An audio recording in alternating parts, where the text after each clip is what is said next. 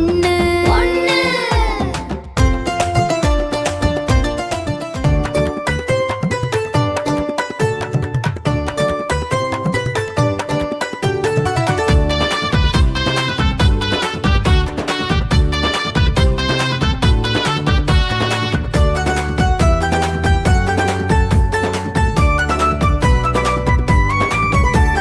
தோசை அம்மா தோசை, அம்மா சுட்ட தோசை.